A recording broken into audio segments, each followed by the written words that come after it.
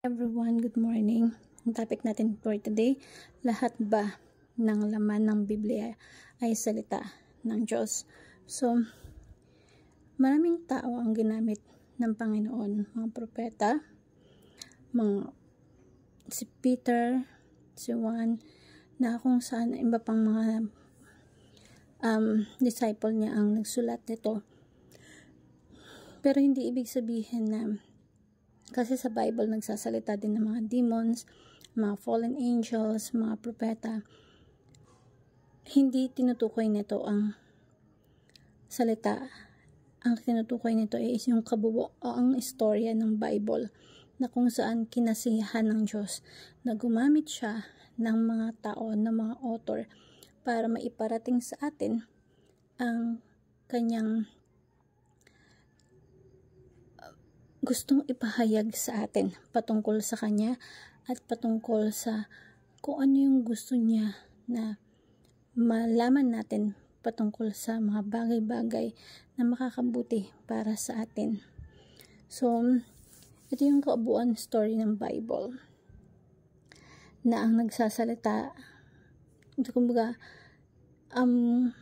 yung salita ng Diyos. Basically, we are saying that the whole Bible is the word of God, inspired by God.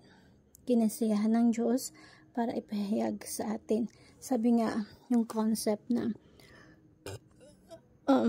plenary inspiration. Plenary inspiration is the belief that the word of scriptures, every part, every line, every phrase, are truly inspired by God. And by God, the word plenary means complete or full. This means that the whole Bible, originally manuscript, was headed by the Holy Spirit, using human authors without any errors.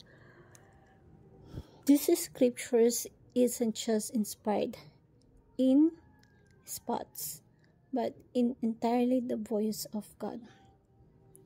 So, it's entirely the voice of God. Sabi nga dito sa 2 Timothy 3:16-17, as all scripture is God-breathed and is useful for teaching, rebuking, correcting, and training in righteousness, so that the servant of God may be thoroughly equipped for every good work. So, all scriptures is breathed by God. Ito ay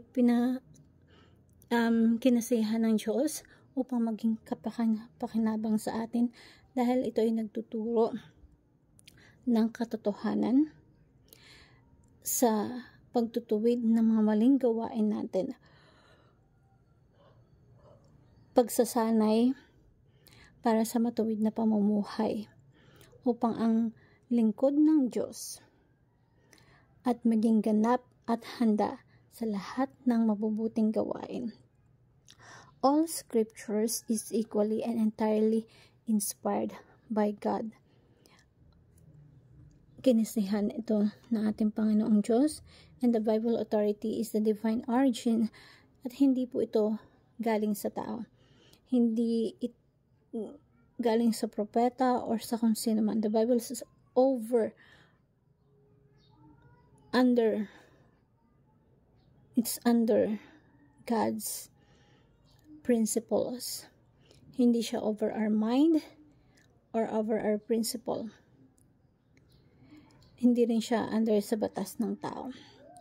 Ang goal natin is dapat madisipulo na natin yung pamilya natin, yung kaibigan natin sa pamamagitan ng Biblia. So, God used human author to communicate His exact will sa atin. Sabi nga sa 2 Peter 1:20 verse 21, above all, you must understand to prophesy of scriptures came about by the prophet's own interpretation of things. For prophecy never had its origin in the human will, but prophets through human spoke from God's as they were carried along by the Holy Spirit. So, nanggaling ito sa ating Panginoong Jesus. They carried along the Holy Spirit para maisulat ang Biblia. God used the author to communicate His exact will to us and how to apply to our life. Okay? Submit our morality and yung prinsipyo natin kay God. Minsan kasi kapag may mga prinsipyo tayo o dumarating sa pagkakataon na yung prinsipyo natin, yung moral natin napapalitan or hindi nagiging okay dahil sa nadadala ng pera or tukso. Minsan yung isang bagay na hindi okay, nagiging okay. Yung isang maling relasyon, nagiging tamang relasyon. Dahil ang sinusunod natin yung sarili nating puso, sarili nating emosyon. Minsan, alam mo yun, ibibigay sa atin ng demons na ito yung magandang buhay na para sa'yo. Alang kapalit nun kumakapit tayo sa patalim para magkaroon ng magandang buhay na susundin mong gawin yung isang negosyo na hindi tama or sa work na may pandaraya. Diba? So, kahit nga sa school may pandarayang nangyayari. Minsan kasi sinasabi natin na tama ito. But according to whom? According to our own perception. Sa mga maling pananaw natin, pero hindi sa will or sa standard ni God.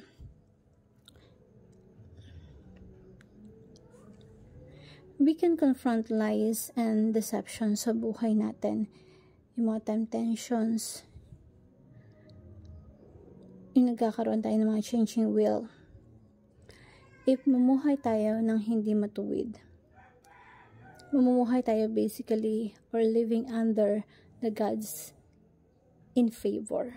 Pero kapag namuhay tayo sa standard ni God, we're living in God's favor and blessings.